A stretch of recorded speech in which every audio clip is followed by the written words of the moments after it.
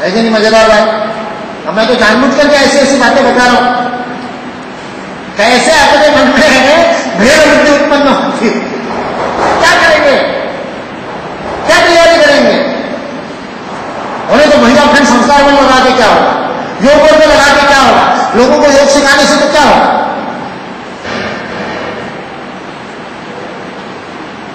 बताइए।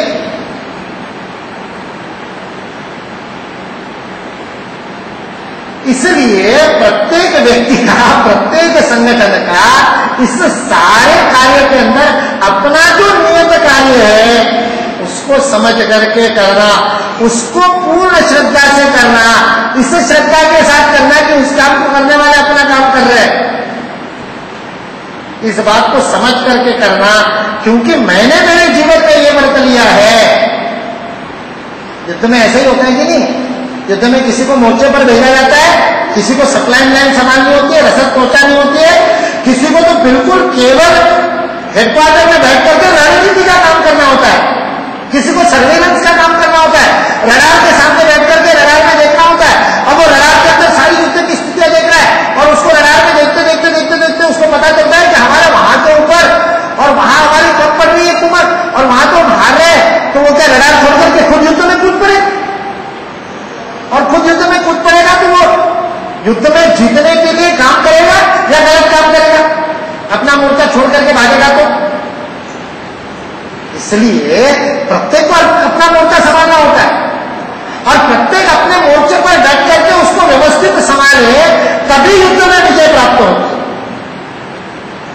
और यदि अपने मोर्चे को छोड़ करके किसी और बात पर काम करने लगेंगे तो ना हम उसको व्यवस्थित कर पाएंगे, ना हम अपना काम छोड़ देंगे, तो जो दोनों काम आवश्यक है दोनों में गड़बड़िया।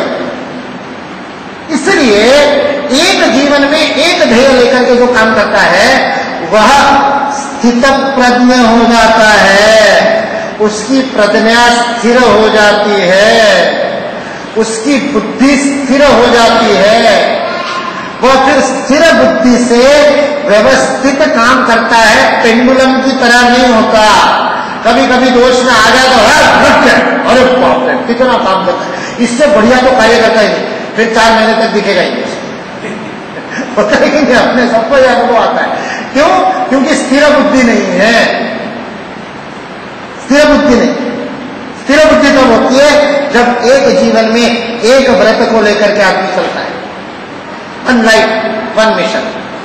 ये स्थित प्रज्ञ का सबसे महत्वपूर्ण लक्षण है।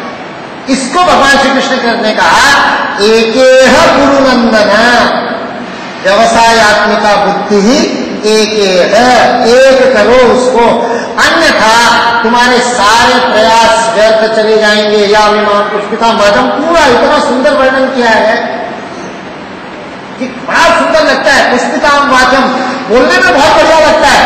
ये जो बहुशाखा वाले लोग होते हैं ना, बड़ी बड़ी बातें बोलते हैं, वेद वाद रता पार्थ, बड़ा बड़ा वाद करेंगे, लेकिन काम के कुछ नहीं बस, क्योंकि एकेह नहीं है बुद्धि, अव्यवसायिना बुद्धि है, व्यवसायत्मिका बुद्धि नहीं है।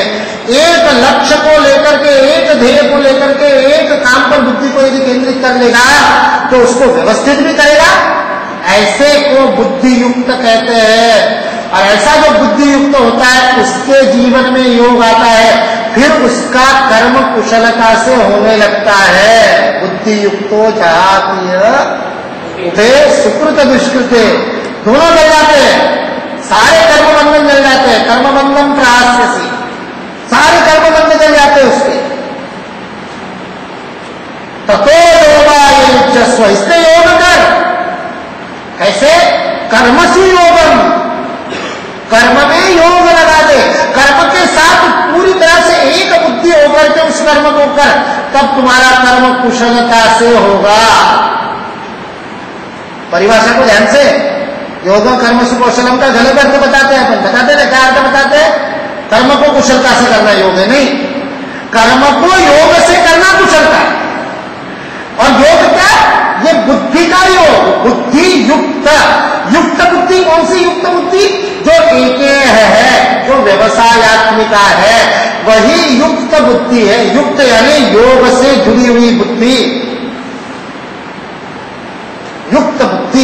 जैसी बुद्धि युक्त हो जाएगा तब उसके जीवन के कर्म में योग उतरेगा, उसे एक लक्ष्य को ध्यान में लेकर के प्रत्येक कर्म करेगा, नहीं तो विपरीत बात होगी। अपन जिस बात को लेकर के